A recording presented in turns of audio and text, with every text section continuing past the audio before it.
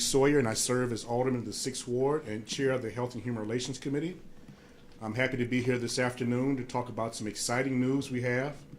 Also acknowledge my colleague and good friend, Alderman Sue Garza, the 10th Ward.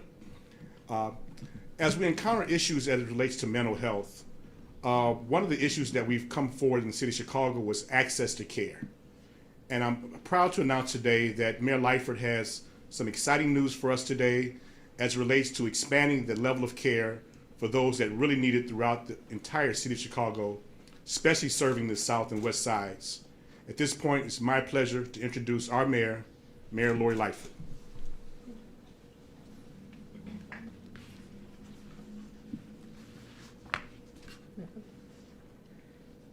Thank you, Alderman Sawyer, for that introduction. And good afternoon, everyone, and thank you for being here.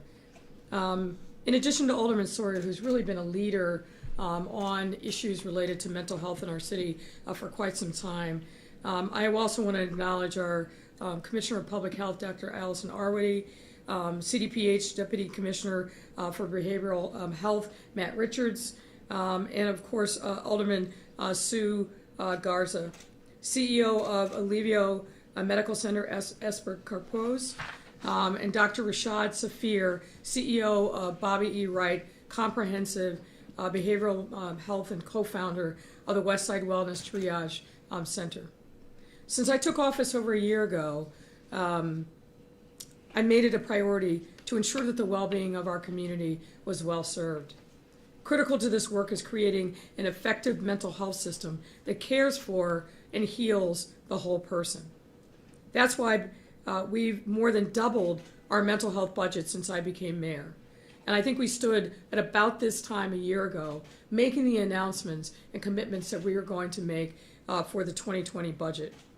It's also why my team has been working tirelessly to implement mental health strategies that are rooted in data and evidence and take a trauma-informed approach to care, direct resources to communities most in need.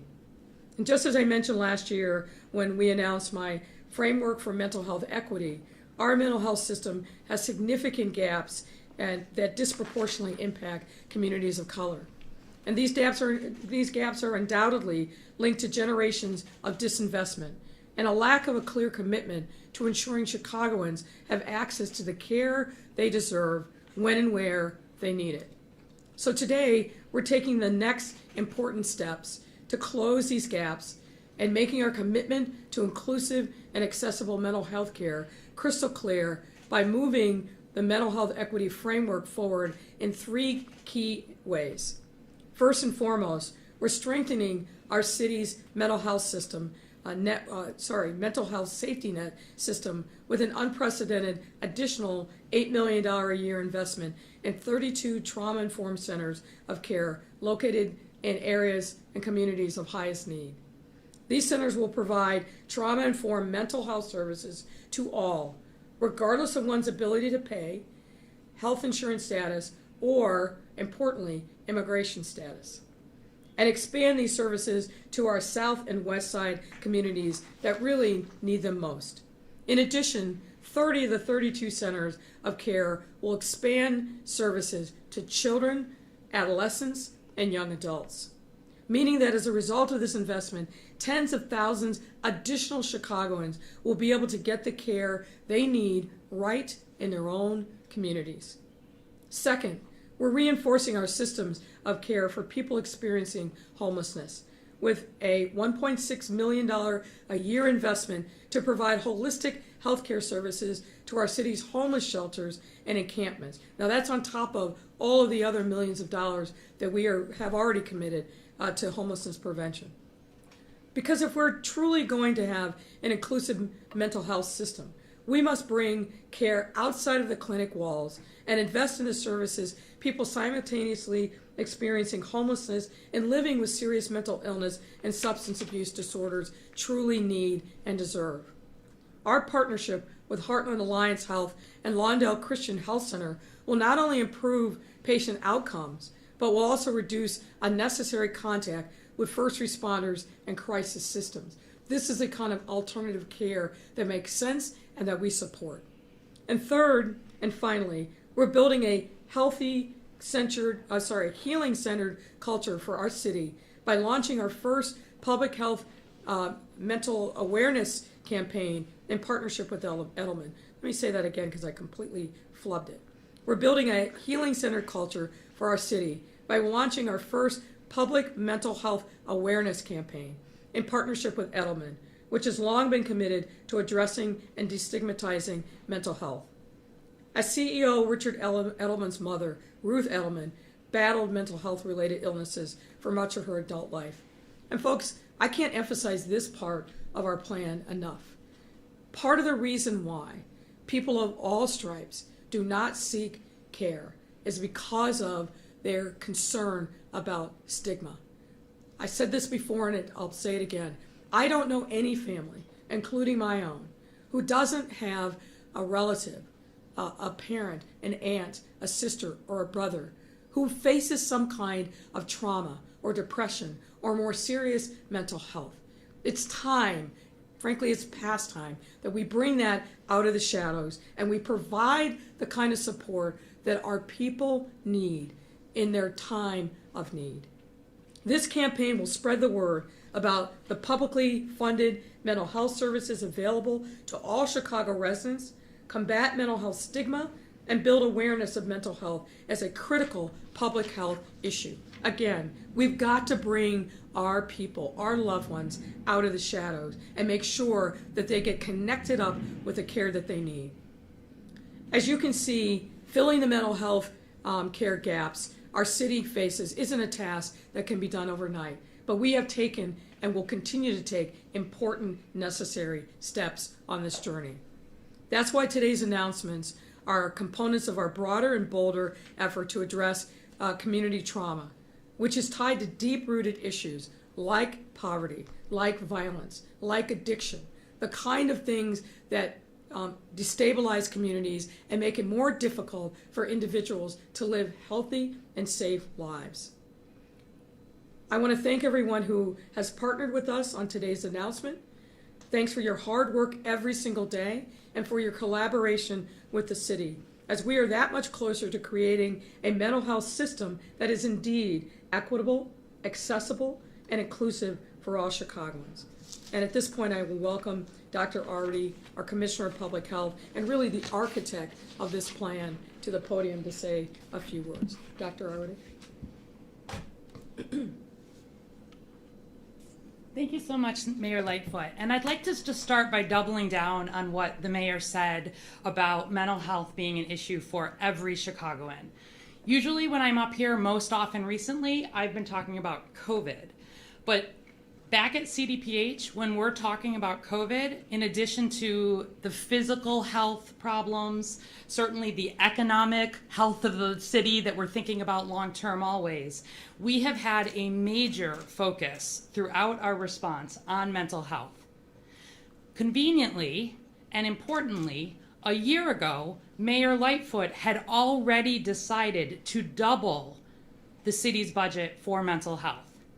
We've stuck to that commitment, and we've been able to use some of the federal funding that we've received for COVID to increase investments even further. When I'm talking to patients, when I'm talking to regular people in Chicago, I would argue that at this point, it's not just that you know somebody in your family.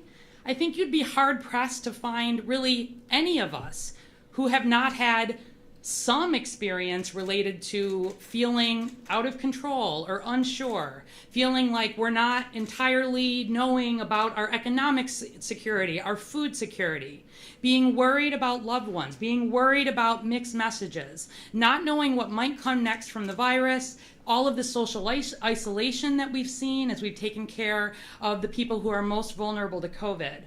All of this has consequences for mental health. And so I would encourage everybody to talk about mental health. I hope one of the long-term outcomes from COVID is that we bring the stigma around mental health down and that we talk about it just like we talk about physical health.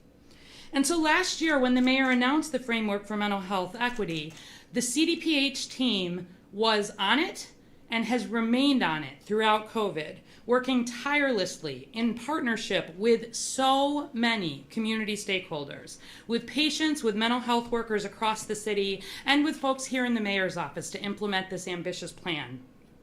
This called for a historic investment in the city's publicly funded mental health system, and it had 4 goals: to strengthen the publicly funded outpatient mental health system, which is the main announcement that we're making today; to create these trauma-informed approaches to violence prevention; to invest in community-based care, not requiring people to need to keep a 10 a.m. appointment to get mental health care, bringing it out of the walls of clinics, especially to people who have more complex needs, and then doing the coordination and the public education that's necessary to make sure people can access care.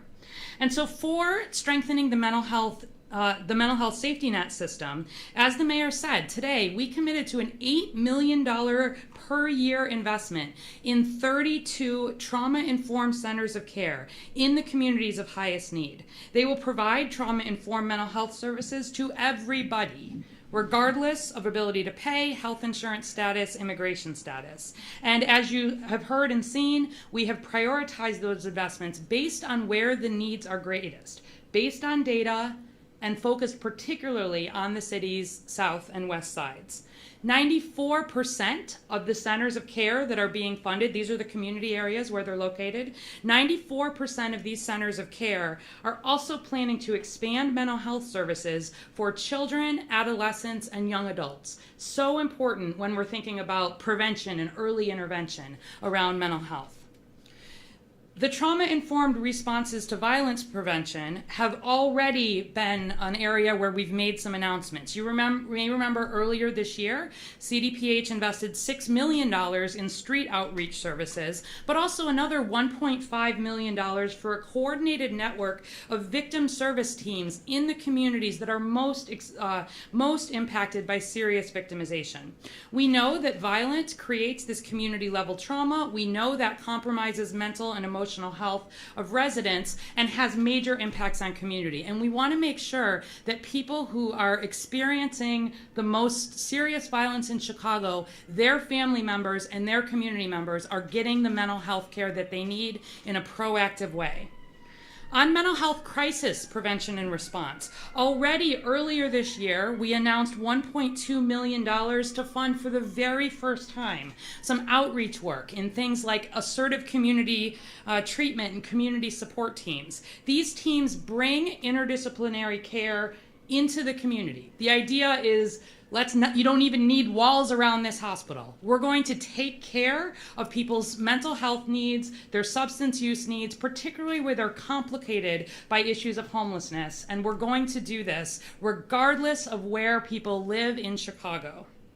We will expect to be making some additional announcements in addition to what you heard today around the further outreach for folks who are continuous riders on the CTA. We know that there are people who experience homelessness, and that is a group that needs particular outreach, and you'll be hearing more about that, as well as additional work in crisis response. And then finally, on this coordination of the mental health safety net system. Back in 2016, when I started working seriously on this issue, CDPH included questions about mental health access in the big survey that we do every year across the city. And we asked people, did you need mental health services in the last year? Did you get them? And if you didn't, why not? And we heard tens of thousands of people across Chicago saying, you know what, I needed mental health services and I didn't get them. And over half of the people said I needed mental health services and I didn't get them. The top reasons why: they said they didn't think they could afford services, they didn't know where to find services, they didn't think insurance would cover their needs, or they were worried about the stigma of seeking care. These kinds of investments help address these very real problems in Chicago. With the Mental Health Awareness Campaign announced today, the partnership between 311 and the NAMI Helpline, and much ongoing work that we're doing to use data, CDPH is working at the mayor's direction to coordinate the mental health system so that every resident who gets care can get it when and where they need it. So no matter who you are, where you live, what your insurance, immigration, language, employment status is, if you've regularly gotten mental health care, you've never even called a helpline. If you live in Chicago, there is mental health support for you, there is care for you, and we at CDPH, with every one of these partners, want you to know that, and we want you to reach out. And with that, I'd like to bring up Matt Richards, who is the Deputy Commissioner for Behavioral Health at CDPH, and a true convener if I ever met one.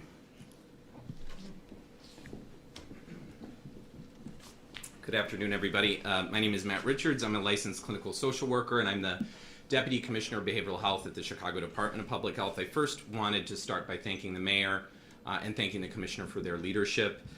The mayor's framework for mental health equity and the resources that she has secured to implement it have been critical for the announcements that we're making today. In fact, not possible with in regards to the announcements we're making today. We are intent on writing a new story about mental health in our city. It's a story in which we are channeling resources into communities that have needed more and have too often gotten less. It's a story of working to rebuild trust that has been lost. It's a story that endorses that the mental health of all of our residents is a human right. It's a story that recognizes that the leadership and the talent and the expertise of our community partners, some of whom are here with us today, is critical if we are to effect the changes that we are seeking to accomplish. I wanted to say a few specific things about the investments that have been announced today. We have long known that the publicly funded mental health system in our city is the safety net system. This is the system that is comprised of organizations that rely primarily or exclusively on government funding in order to operate. They commit to provide care to everyone regardless of ability to pay, immigration status, health insurance status. This system consists of over 200 FQHCs, community mental health centers, community-based organizations, and city clinics and county clinics. Our 5 mental health centers are part of that much larger system. And just as we continue to invest millions of dollars in our CDPH mental health clinics since the mayor has taken office, today we are making clear that we have a commitment to that much broader publicly funded system, and we take that commitment seriously. The areas that have been prioritized for this investment were chosen based on 4 criteria. 1, neighborhoods with the highest rate of economic hardship, neighborhoods with the highest rate of uninsured persons, neighborhoods with the highest rate of serious victimization, and neighborhoods with the highest rate of crisis mental health transport. The funding announced today will go almost exclusively to increased mental health staffing, starting new programs, and expanding existing programs in the 34 areas that are visualized, that were visualized earlier. This investment will fund new psychiatrists, therapists, community mental health workers, peer service professionals, care coordinators. The investment will bring mental health services into school-based health centers where currently there are none. It will bring mental health services into FQHCs where the options are currently limited or non-existent. It will fund services for victims of gender-based violence in multiple programs. It will integrate mental health services into programs for folks who are experiencing food insecurity during the COVID-19 pandemic. And perhaps most importantly, it will significantly expand our capacity to deliver trauma-informed services for children, adolescents, and young adults. Nearly every funded partner has committed to do that. That was one of our North Stars. In short, this investment is a game changer. To be sure, there is much work left to be done. Tomorrow we begin working with our partners to get these programs implemented and up and running and accessible to residents as soon as possible. We will settle for nothing less than being a national leader in trauma-informed care, and you have our word on that.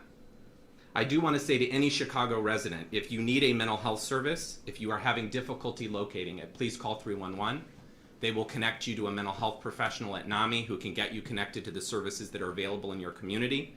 I also want you to encourage you to call the CDPH mental health centers. We have 5 centers across the city that provide care to everybody. You can contact them at 312-747-1020, and we'd be happy to work with you and help you get connected to what you need. I did want to say just one thank you at the end to the team that has worked so tirelessly on this effort. I wanted to thank our medical director for behavioral health, Dr. Wilnice Jasmine, who's here today.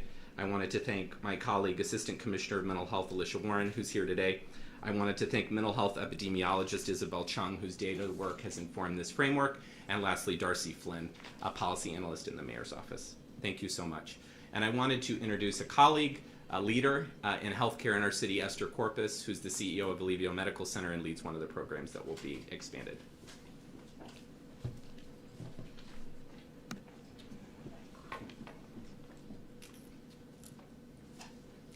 Good afternoon.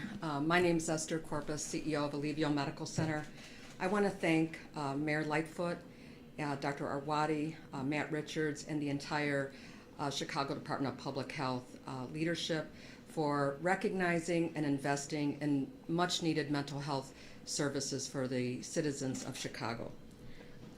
Alivio Medical Center is a trusted safety net provider that has been providing bilingual and bicultural health care to the Latino community in the southwest and western suburban areas of Chicago.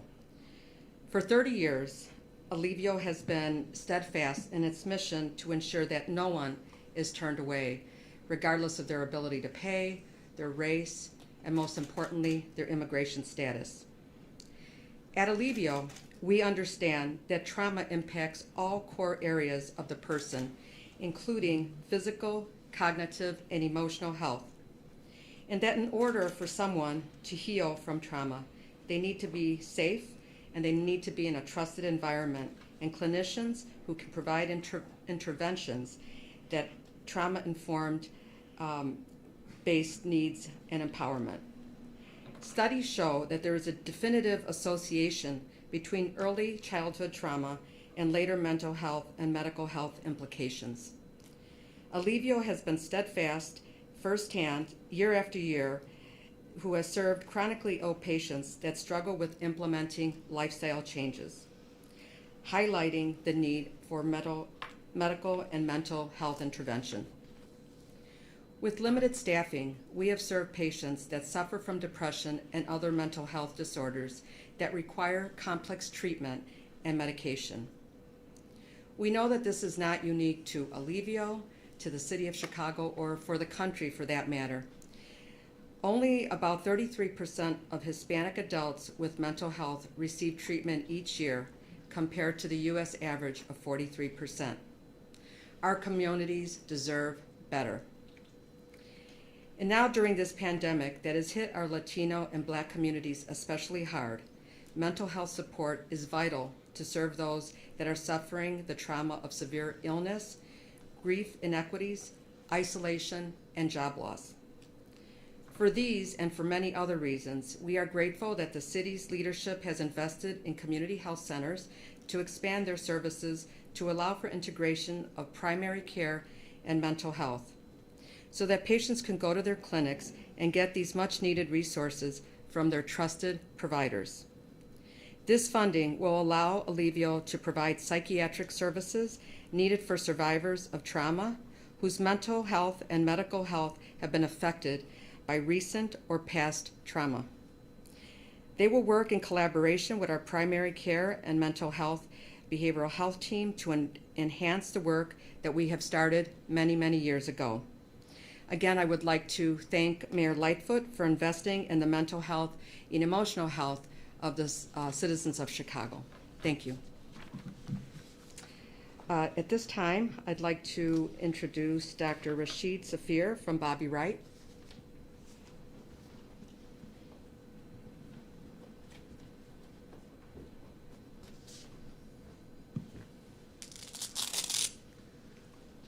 I'm very glad to have that off. Good afternoon, everyone. First, again, let me thank Mayor Lightfoot and the entire team at CDPH for this funding opportunity to expand trauma-informed care into communities that so desperately need it. I recall last February having conversations with Matt Richards around, how we can tackle this issue of trauma in our community, and working on the mayor's mental health equity plan. And to see this come to fruition is certainly very, very gratifying. I am the president and CEO of the Bobby E. Wright Comprehensive Behavioral Health Center located on Chicago's West Side. I am also the co-founder and director of the West Side Community Triage and Wellness Center, which is also located on the West Side. And I chair a recently formed organization called the West Side Behavioral Health Task Force, along with State Representative LaShawn Ford. All of these entities have come together to address the issue of trauma as it impacts communities on the West Side. Primarily, we're talking about East West Garfield Park, Austin, and North Lawndale. As you know, some of the poorest communities on the West Side. I believe the median income for those communities combined is about $15,000 annually. Can any of you imagine trying to survive off of $15,000 a year? That in and of itself is a mental health crisis. So in order for us to fully and completely uplift the lives of people on Chicago's West Side, we must address the social determinants that contribute to why people are where they are and why they experience the stress and depression and sense of hopelessness and helplessness that lead them to seek out mental health care. In the late 1960s, a group of community activists came together to address disparities in mental health on the West Side of Chicago. They were motivated by, and this is their words, they were motivated to reclaim the minds of Black people. This statement reflects their sense that there was something happening within our country that was undermining the mental health of African Americans, and they labeled it for what it was. We used to say back in the day that if it looks like a duck and it walks like a duck and it quacks like a duck, it's a duck. And they called it racism. That racism was the number one factor contributing to a lot of the mental health and substance use issues that we were seeing on the West Side. These community activists believed that institutional racism was the root cause of these issues. They worked tirelessly for many years to bring mental health and substance abuse services to the communities of East and West Garfield Park. People like Lucy Jean Lewis, Nancy Jefferson, Rosie Betts, and Walter Burnell. They got together and formed a coalition to apply for funding under the Community Mental Health Centers Act of 1963. They were finally funded for a comprehensive community mental health center under the Mental Health Centers Act in 1973. It took 10 years of hard and persistent work for them to finally get an application approved. And not because they didn't have a good application, but because the persons who were making decisions about where funding was going didn't appreciate or understand the challenges of the communities that they were wanting to serve. These visionary leaders recognized that Black folks were skeptical of institutional services, especially those provided by people who are unfamiliar with their historical struggles and who are disconnected from their culture. And so they set about to create the first African American owned community mental health center in the nation. They were insistent that services be provided by persons who represented the people they serve. They were also insistent that effective treatment must go beyond the walls of the brick and mortar center and extend into the community. Somewhat of a revolutionary idea back in the early 70s, that they were talking about not how do we get people to come into the community mental health center, but how do we extend services out to the community. These individuals had deep roots within the community and strong ties to others who believed as they did that in order to improve the quality of life of the persons that they served, that racism and the resultant deprivation caused by it must be addressed as part of the total approach to mental health on the West Side. And so the social determinants, including lack of housing, jobs, food insecurity, must be eradicated if a sense of well-being was going to be restored to the community. And I find it interesting that these individuals back during the 70s used a definition of mental health that has since been endorsed by the World Health Organization. The World Health Organization defines mental health as a sense of well-being sufficient to allow one to productively contribute to their community. That's all of us. That's not the person who's been diagnosed with depression, who's been diagnosed with anxiety, or who's been diagnosed with post-traumatic stress disorder. That is all of us. And so we all have a stake in this mental health equity plan that's being put forth by the mayor and her team. Currently, the Bobby Wright Center continues to provide a comprehensive array of services, including outpatient substance abuse treatment, child, adolescent, and adult therapy, community support team for persons who are high utilizers of inpatient psychiatric services, psychosocial rehabilitation, which is a day program for persons with persistent mental illness, homeless outreach and engagement services for individuals who are mentally ill, developmental training, day treatment for individuals with moderate to severe intellectual challenges. We also provide 2 levels of supportive employment.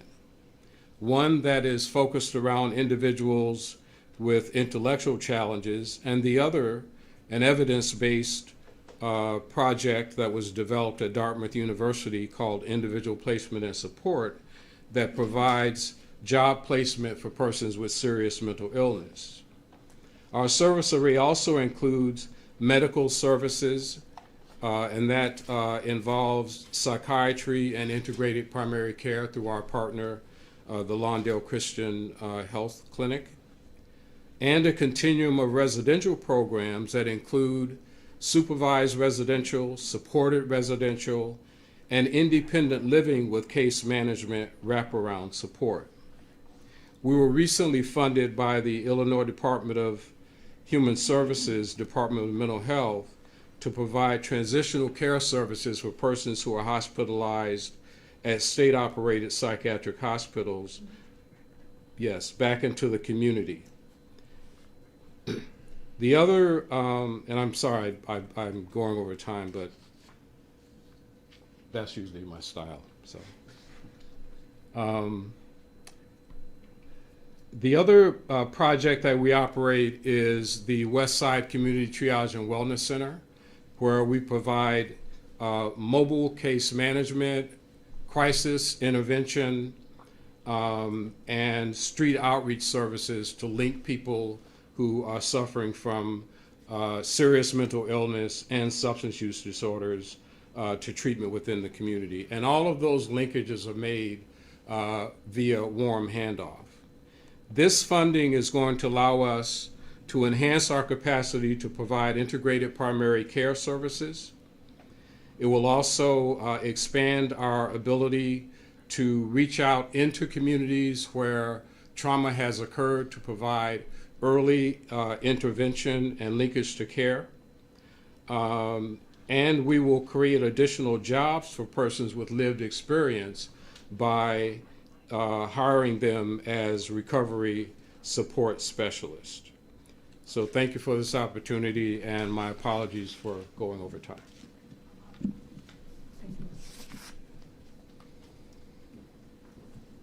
All right, happy to take any questions you have. Mayor, to what extent, I recognize your commitment to mental health goes well beyond when the COVID situation started, but there are a number of mental health experts who have said that the isolationism and some of the things that are going on as a result of COVID have created a lot of new mental health issues. To what extent, if any, does that play a role in your decision and what you're doing here? It plays a significant role. Certainly what we know is that pre-COVID, as you suggested, there was a high level of trauma in a number of different communities across the city. And I think that what we've learned from COVID, one of the many lessons, is that the isolation, the concern and fear, I mean, COVID-19 has completely upended our whole world. And so whatever the baseline level of trauma and depression and mental illness, it's been exacerbated significantly because of the fear of COVID-19, the isolation, the income insecurity that's come with it, all of the things that we know are the negative consequences of COVID-19 have had a direct impact. And I think as Dr. Arwady said, I don't know anyone, me included, that over these last 7 months hasn't felt periods of anger, frustration, despair, depression, feeling a loss of hope. And for many people, they need to have not just self-care, but they need some support of mental health providers and getting that into communities where people live with trusted providers, as was said earlier, I think is a critical part of our obligation to the health and wellness of our residents. Terrific. And I forgot to introduce myself, Mayor. It's John Garcia with Channel 7. I know you, John. Of course. I have a lot of off-topic questions as well from other reporters. Why don't we stick with the on-topic, and then if you're ready to transition, we can go to off-topic. If you have any more on-topic, let me know that. I think we've covered what I wanted to ask Okay. you on topic, and I appreciate your help with that. If I can move to a question from Sarah Schulte from my station as well. Mm-hmm. She asks if, wanted to ask Dr. Arwady as Sure. well about the message that President Trump sent yesterday, and if it's a mixed message, what your opinion is about that. I'll be careful in choosing my words. I do think it's unfortunate, both in the way that the president has behaved himself personally. I find it very unfortunate. We heard news today that the basic, I think, absolute obligation, given the super spreader event sponsored by the president, that the White House is refusing to provide information to do basic case investigation and contact tracing. Unfortunately, what we've seen from this White House is a repeated effort to substantially undercut not just the public health guidance, but public health officials themselves. I think it undermines even more, if it's even possible, but it certainly undermines even more the credibility of the president and White House leadership on the issue that affects all of us, every single resident of this country and truly globally has been nothing but impacted by COVID-19. And so to say, don't fear, I don't even know what that means in the context of over 210,000 Americans dead. I don't know what that means in millions who have been infected. And then even more individuals, families, communities, neighborhoods that have been themselves impacted by COVID-19, not the least of which is the disproportionate impact on communities of color, as you heard from our speakers. So in this world where we live, to say the things that he said, to do the things that he's done, taking a little cruise to see his fans outside of a hospital when he is getting the best possible care on the planet, when many people are struggling and fearful every single day that they won't have the kind of access to care that they need. There's not a lot of good things I can say about that. It's depressing. It is disparaging of the hard work of so many who have sacrificed and continue to every single day to try to keep themselves safe, their families safe, not to mention the sacrifices of the healthcare workers and the first responders who've been on the front lines of this horrible disease and pandemic. I'm a partisan on this issue. I believe we need new leadership, and I think there's a body of evidence as to why we need leadership change. And I think the president's performance, and that's, I think, probably the most apt word, just adds to people's feeling that he is not in control, that he is understating the gravity of this horrible situation that we find ourselves in. Every part of our lives has been affected by this. Every part of our lives has been upended. You can't understate, or overstate, I should say. We can't overstate how important it is for us to have steady, sure leadership, particularly in the White House. We're not finished, and I better said, COVID-19 is not finished with us. It's still here. It's still part of our presence. It's still making people sick and sending them to hospitals and killing people every single day. We need someone who understands the gravity of the moment and rises to the occasion, and we just have not seen that in the White House. Kind of a follow-up question from Alice Yen from the Tribune, and she wanted to address it also to Dr. Arwady if we could. What do you think the White House could have done better to protect themselves and their communities? Follow the public health guidance. Follow the guidance of the CDC. Follow the guidance of CDPH. Any of the above. Wear a mask. Social distance. I'll let Dr. Arwady give the medical explanation, but don't be stupid. That's what they could have done. Can't stop stupid. Yeah, I'll be brief. The president encouraged Americans not to let this virus dominate their lives. This virus has dominated my life for the last 8 months, and I know that it has dominated the lives of the nearly 3,000 Chicago residents and their families who have died, the tens of thousands who have been infected, and the hundreds of thousands who have had life upended. There are simple things that people can do to be able to live as safely as possible with COVID. Wear a mask. When I saw the president, who is in his infectious period for COVID, making a point of taking his mask off, I don't know what message that could possibly send that could bring this country forward in the time of COVID. We can debate timing, we can debate priorities, but seeing someone in leadership absolutely going against the most basic public health guidance that we need everybody to take part in while they are going about their lives is disturbing, and frankly, it makes my job harder.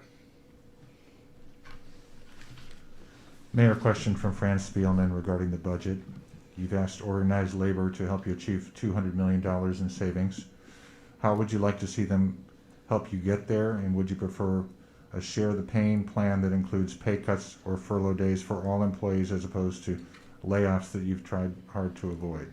Well, look, I'm not going to give any specific credibility to statements that have been bandied about in the news, but I've said since August 31st, when we announced our budget forecast and talked about $800 million lost this year, and another $1.2 billion deficit for next year, that there were going to be a lot of painful choices that have to be made, particularly if we do not receive any support, additional support from the federal government. And it looks like both chambers of the House and the Senate are going to be in recess or are in recess for their election, and that, in my view, they've shirked their responsibility to the American people. This pandemic, aside from the other pain that we've talked about here today, has had a catastrophic effect on the economy of the country, and certainly the economy of Chicago and every other municipality, blue, red, purple, everyone across the country. So we have to fix this ourselves, and we'll fix it. And the pain and the difficult decisions are going to have to be made. I don't relish them at all. As we move towards our process, and I meet on a regular basis with my financial team, every single meeting has been painful. Every single one. Every single one thinking about the hardships that our residents are going to have to endure, and particularly our personnel. I feel every single one of those painful choices. They keep me up at night. They are in my thoughts all day long. And so, yeah, we're going to have to make some very tough decisions. And we're going to do it, as always, with equity and inclusion as our North Star. I'm pushing my team so that we fully appreciate all the impacts, particularly race, ethnicity, gender, what it's going to do to our small businesses. Every single decision that we're made, I'm pushing my team to analyze every conceivable way so we understand the potential impacts on people's lives. This is not an easy time. These are not simple decisions. And the decision weighs very heavily on me, as it should, because what we're fundamentally talking about is another episode, another event that's going to disrupt people's lives. And that's not easy to do, and nor should it be. So, yes, of course, we've engaged with members of organized labor. We will continue those discussions, and I hope that they will come to the table with some real concrete solutions. But delay is not possible. Kicking the can down the road, not who I am. Our moment of reckoning is right now, and we have an obligation to the residents of the city to do our jobs, and that's precisely what we're going to do. John, let's do two more. Question from Craig Dellamore from BBM. If the White House and the House Democrats are unable to agree on a sizable relief package for local governments, what are the kinds of spending cuts or revenue increases that would be necessary in the city budget? A property tax hike, perhaps, or layoffs, perhaps? Well, I think I kind of addressed that with my answer to the last question. We are looking at a range of options. None of them are good. All of them are painful.